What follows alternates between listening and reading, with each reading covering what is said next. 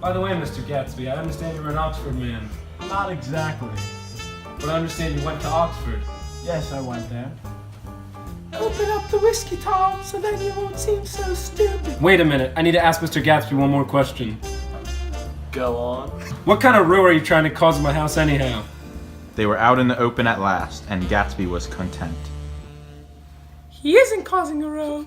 You are. Have some self-control.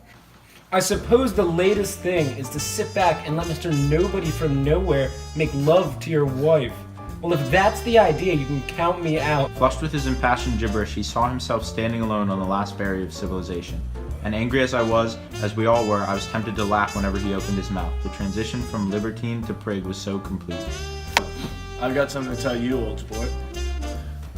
Please don't. Please, let's go home. Why don't we go home? Your wife never loved you. She loved me. You must be crazy. She never loved you, do you hear? She only married you because I was poor and she was tired of waiting for me. It was a terrible mistake, but in her heart she never loved anyone except for me.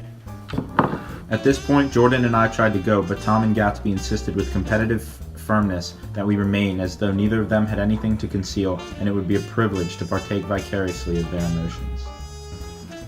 So, you've been seeing this fellow for 5 years? Not seeing, no, we couldn't meet, but both of us loved each other all that time. You're crazy. I can't speak about what happened 5 years ago because I didn't know Daisy then. And I'll be damned if I see how you got within a mile of her, unless you brought the groceries on the back door, but all the rest of that's a goddamn lie. Daisy loved me when she married me, and she loves me now. No. She does, though. The trouble is that sometimes she gets foolish ideas in her head and doesn't know what she's doing. And what's more, I love Daisy too. Once in a while, I go off on a spree and make a fool of myself, but I always come back, and in my heart I love her all the time.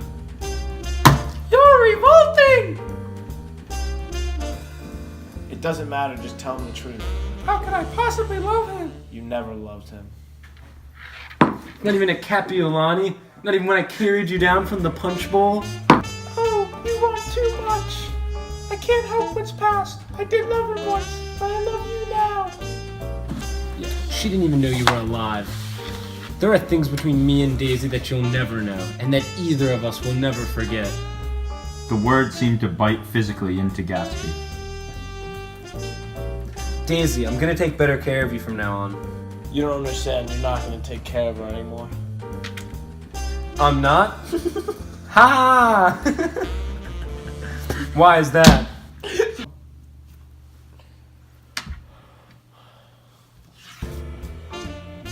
Daisy's leaving Who are you anyhow? You're one of that bunch that hangs with Meyer Wolfsheim. I've done a little investigation on you myself. you. To yourself, old sport. I found out what your drugstores were.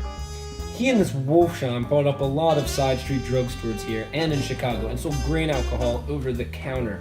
That's one of his little stunts. I picked him for a bootlegger the first time I saw him, and I wasn't far wrong. I glanced at Daisy, who was staring terrified between Gatsby and her husband, and at Jordan, who had begun to balance an invisible but absorbing object on the tip of her chin. Then I turned back to Gatsby, and he was startled at his expression. He looked, and this is sad in all contempt for the babbled slander of his garden, as if he had killed a man.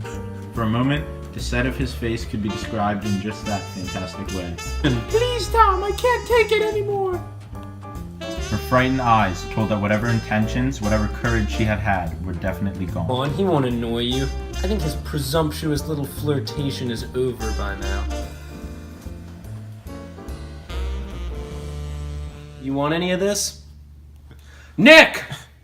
No, I just remembered, today's my birthday.